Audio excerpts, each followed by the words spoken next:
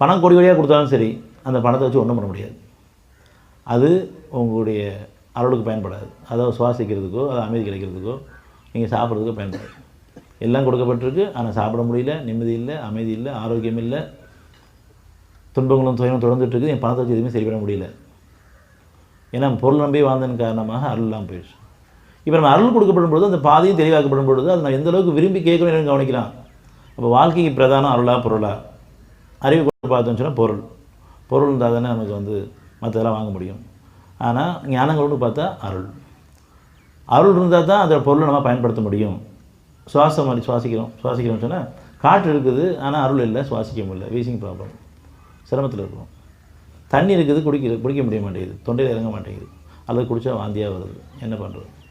சாப்பாடு இருக்குது, பார்த்தாவே வாமிட்டு வர மாதிரி இருக்குது, அல்லது சாப்பிட்டா செமிக்க மாட்டேங்குது, செமிச்சா கழிவு வெளியேற மாட்டேங்குது, தூக்கமும் இல்லை, மனசில் அமைதியும் இல்லை, பொருள் வச்சு நான் என்ன பண்ணுறது? அதனால் சோதனை காலங்களில் வாழ்க்கை கற்றுக் கொடுக்கும்போது நமக்கு அமைதி வேணும் முதல்ல, அதுக்கப்புறம் ஆரோக்கியம் வேணும்.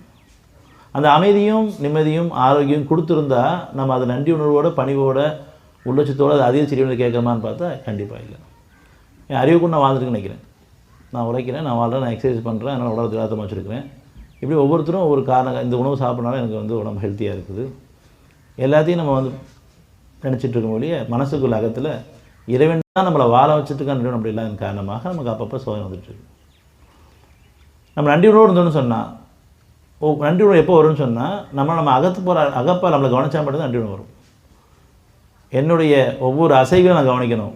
அவனின்றி அணுவும் அசையாது ஒரு இலை முதலாங்கிற சத்தியத்தை உங்களுக்கு இறைவன் புரிய வைப்பான். நம்ம நடக்கணும்னு சொன்னால் நம்ம நடக்கல, இறைவன் நடக்க வச்சுருக்கான். நம்ம நடக்க முடியாமல் இருந்த காலங்கள் இருக்குது. நம்ம சாப்பிட்றோன்னா நம்ம சாப்பிடல, இறைவன் சாப்பிட வைக்கிறான். அது செமிக்குதுன்னு சொன்னால் நம்ம செமிக்க வைக்கல, இறைவன் செமிக்க வைக்கிறான். கல்வியில் அவன் வெளியிட்டிருக்கிறான். தூக்கணும் நம்ம தூங்கலை, இறைவன் தூக்கத்தை கொடுத்துருக்கான். இது எப்போ தெரியும்? தூக்கமே இல்லாத போது நீங்கள் தூங்கிடுங்க பார்ப்போம். அப்போ தூக்கம் வரலைங்கிறோம், தூக்கம் வருதுங்கிறோம். அந்த தூக்கத்தை கொண்டு வருது யார்? நமக்கு இறைவன் தான் கொண்டு வரோம். நீங்கள் படுப்பீங்க, இப்போ அது கூட முடியாது. அவனுடைய அருள்லாம் படுக்க முடியாது, உட்கார கூட முடியாது, நிற்கவும் முடியாது, நடக்க முடியாது. அப்போ எல்லாமே அவன் அருளை கொண்டு இயக்கப்பட்டிருக்கும் போது பொருள் ஒரு சோதனைக்காக நமக்கு காமிக்கும் பொழுது இதை கொண்டு தான் வாழ்ந்துட்டு பெருமானவங்களாகவும் அதை இணைவைக்கக்கூடியவங்களாகவும் கவனங்கள்லாம் அது இருந்தால் தான் வாழ்க்கைன்னு அதே சூழ்ந்து இருக்கக்கூடியவங்களாகவும் அது மற்றவங்களுக்கு கொடுக்கப்பட்டால் பொறாமப்படக்கூடியவங்களாகவும் அதே மாதிரி எனக்கு வேணும்னு ஆசைப்படக்கூடியவங்களாகவும் அல்லது கிடைக்க ஆசைப்படக்கூடியவங்களாகவும் எப்படியாவது சம்பாதிக்கணுன்ற லட்சியமாக எடுத்துக்கிட்டு மனசாட்சியோடு வாழ முடியாது அப்படின்னு நிராகரித்து போகிறக்குள்ள நம்ம இருக்கிறோம். அப்படி பொருளை சம்பாதிச்சாச்சு, இப்போ அருள் இல்லை. எல்லோரும் நிறைய பொருள் சம்பாதிச்சு வச்சுருக்கிறாங்க, ஆனால் அமைதி நிம்மதி ஆரோக்கியமே கிடையாது.